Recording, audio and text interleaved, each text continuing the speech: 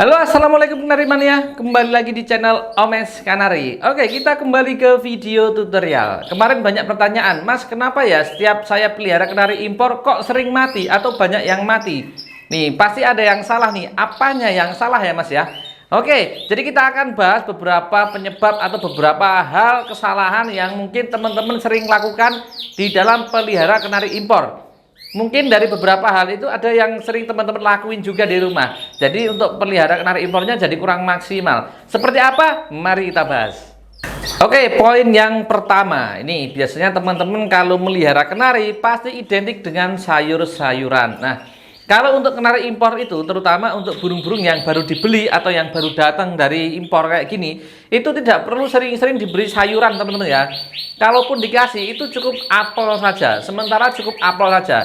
Dan pakan utamanya cukup bijian dan juga EF-nya bisa dikasih CD. Nah, ini bisa jadi satu kesalahan dari teman-teman ya. Ketika burung baru beli, baru datang, langsung disuguhi dengan banyak sayuran. Seperti slobor atau sawi putih, kemudian sawi bakso, timun, gambas, dan lain-lain. Itu kalau untuk burung-burung yang baru atau yang baru dibeli itu kurang recommended.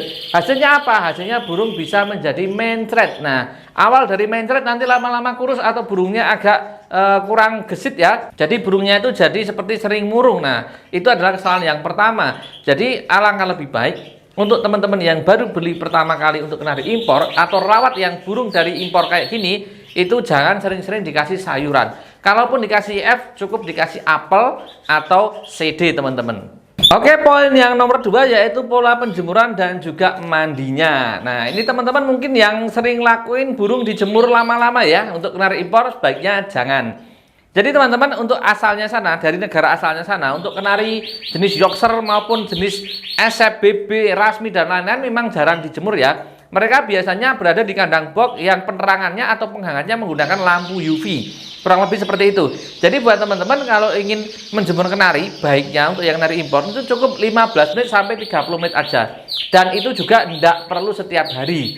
Jadi cukup 2 hari sekali atau berapa hari sekali atau pas libur tidak masalah, teman-teman ya. Hariannya cukup di dalam rumah. Terus untuk pola mandinya juga sama, tidak usah mandi tiap hari. Kenapa di luar negeri itu minumnya pakai yang dispenser seperti ini? Ya, karena salah satunya biar nggak terlalu sering mandi ya. Karena naluri burung mandi dia kelihatan agak gerah dikit mandi. Padahal cuaca di Indonesia itu kan tropis ya, agak lembab. Nah, ini yang jadi kurang bagusnya.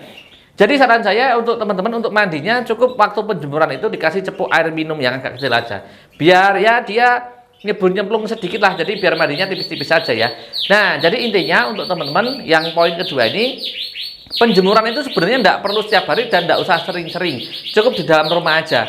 Simple kan untuk kenari impor. Poin yang nomor 3. Nah, ini kelihatannya sepele tapi mungkin teman-teman sering lakuinnya di rumah.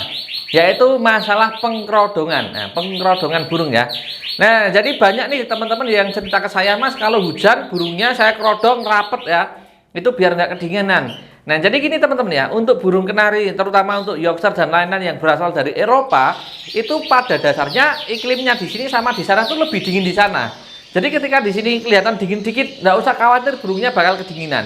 Karena kenari impor itu dia tahan di cuaca dingin maupun di cuaca agak panas juga dia masih kuat.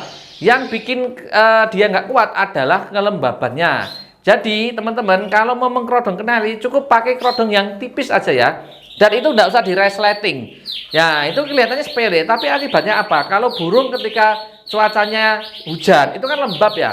Kemudian kita kerodong di tempat yang kerodongnya rapet, terus kita rapetin resletingnya, itu burung bisa sumpek ya teman-teman ya. Di dalam itu lembab banget, itu yang bisa menyebabkan burung jadi sakit napas atau bisa masalah pencernaan.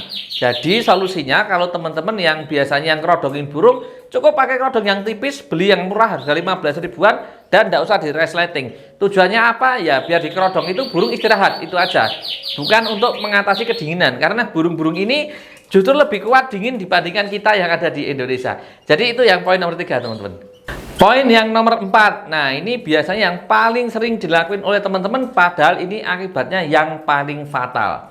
Yaitu ketika kita melihat burung-burung kita terlihat kurang fit atau burung-burung yang baru datang, itu kan tiba-tiba burungnya agak lesu atau kurang sehat, itu malah dijemur. Biasanya tuh orang-orang beranggapan ya biar agak anget, biar sehat. Karena kalau di dalam ruangan murung terus, kelihatannya burungnya nggak sehat nih, kita jemur, itu fatal dan itu bisa memperburuk keadaan si burung. Nah, ini pasti teman-teman nggak menyangka ya, bisa dibuktikan sendiri. Jadi saran saya, ketika kita melihat burung kita dalam kondisi tiba-tiba agak lesu, agak kurang fit, itu jangan dijemur, taruh di dalam ruangan di satu tempat dan jangan dipindah-pindah, terus obatin. Pengobatannya sesuai dengan gejala, misal sakitnya apa, ya diobati pakai itu. Karena kalau ketika burung terlihat agak lesu atau kurang fit atau mencret malah kita jemur, itu burungnya akan semakin drop. Jadi setelah dijemur, masuk ke dalam rumah, burungnya akan semakin murung, semakin lesu, dan itu bisa berakibat pengobatannya tidak maksimal. Alias ketika kita burung sakit kita jemur, habis sakit terus kita obatin, itu burungnya bukannya membaik, malah memperburuk keadaannya.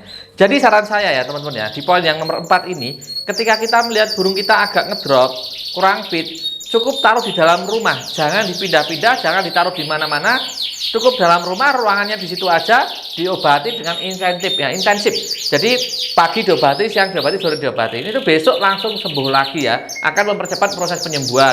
Tapi kalau udah agak lesu, sebenarnya nggak parah, tapi malah dijemur, itu malah jadi tambah parah sakitnya.